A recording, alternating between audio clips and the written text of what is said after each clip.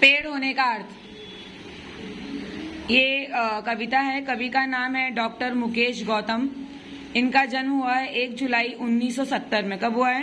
1 जुलाई 1970। Yes. कवि का परिचय है। डॉक्टर मुकेश गौतम ने आधुनिक कवियों में अपनी विशिष्ट पहचान बनाई है। आज के मनुष्य की समस्याएं और प्रकृति के साथ होने वाला क्रूर अत्याचार इनकी कविता में प्रखरता से उभरता है। सामाजिक सरोकार की भावना आपके काव्य का मुख्य स्वर है।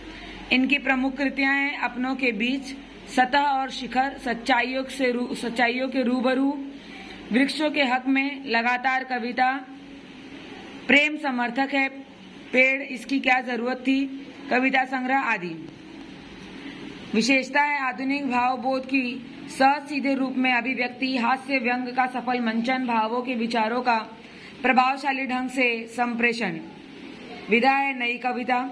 अब हम देखेंगे पोयम। आदमी पेड़ नहीं हो सकता। कल अपने कमरे की खिड़की के पास बैठकर जब मैं निहार रहा था एक पेड़ को, तब मैं महसूस कर रहा था पेड़ होने का अर्थ। मैं सोच रहा था आदमी कितना भी बड़ा क्यों न हो जाए, वह एक पेड़ जितना बड़ा कभी नहीं हो सकता। या यूं कहूं कि आदमी सिर्फ आदमी है, वे पेड़ नहीं हो सकता। हौसला है पेड़, अंकुरित होने से ठूठ हो जाने तक। आंधी तूफान हो या कोई प्रतापी राजा महाराजा, पेड़ किसी के पांव नहीं पड़ता है।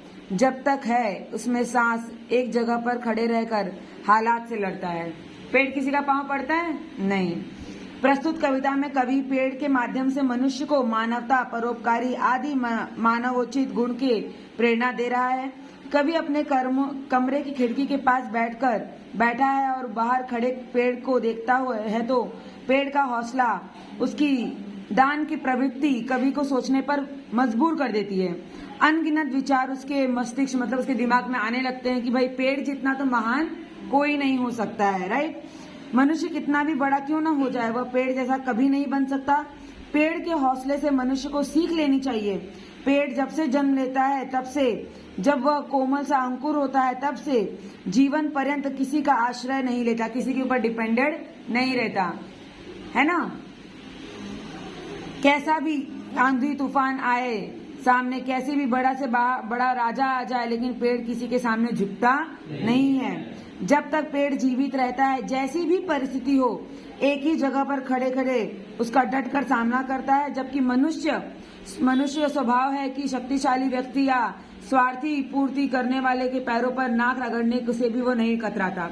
इंसान जो है वो बड़े लोगों के सामने नाक भी रगड़ लेते हैं कि भाई चलो हमारा काम हो जाएगा, हाथ जोड़ लेंगे, पैर छू लेंगे कि बड़ा इंसान है, पैसे वाला, हमारा काम हो जाएगा। लेकिन पेड़ ऐसा करता है क्या? नहीं। साथ ही जरा सी प्रतिकूल परिस्थिति आने पर या किसी कार्य में मनचाही सफलता न मिलने पर हौसला खो बैठता है इंसान। पेड़ नहीं, पेड़ हमेशा डटकर खड़ा रहता है।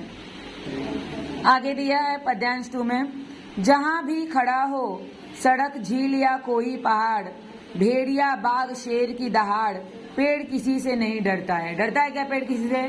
चाहे कोई भी जानवर आ जाए। हत्या या आत्महत्या नहीं करता है पेड़, थके राहगीर को देकर छांव व ठंडी हवा, राह में गिरा देता है फूल और करता है इशारा उसे आगे बढ़ने का। पेड़ करता है सभी का स्वागत, देता है सभी को विदाई।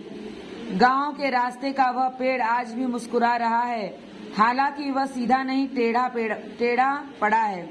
सच तो यह है कि रात भर तूफान से लड़ा है, खुद घायल है वह पेड़, लेकिन क्या देखा नहीं तुमने, उस पर अब भी सुरक्षित चहचहाते हुए चिड़िया के बच्चे का घोंसला है।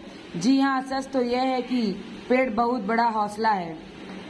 कवि कहते हैं पेड़ जहाँ भी खड़ा हो, चाहे सड़क पर हो, किसी झील के किनारे हो या फिर पहाड़ के ऊपर हो, उसकी मनोस्थिति एक जैसी रहती है। पेड़ के सामने भेड़िया, बाघ जैसे हिंसक पशु आ जाएं या शेर दहाड़ने लगे, पेड़ किसी से डरता नहीं है। जबकि मनुष्य हिंसक पशु के सामने आने पर डर से ही मर जाता है।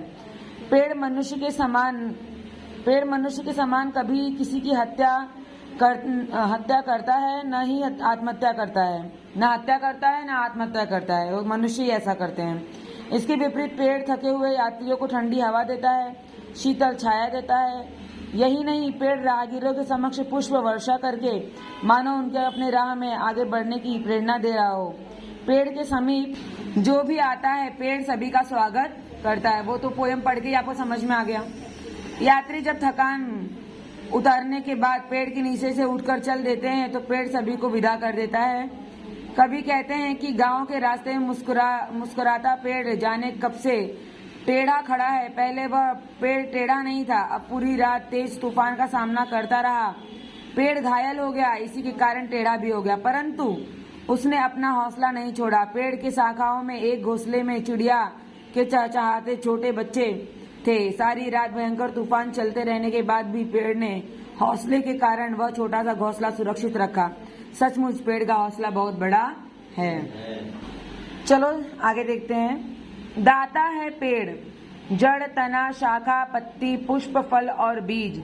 हमारे लिए ही तो है पेड़ की हर एक चीज। किसी ने उसे पूजा, किसी ने उस पर कुल्हाड़ी चलाई, पर कोई बताए क्या पेड़ ने एक बूंद भी आंसू की गिराई?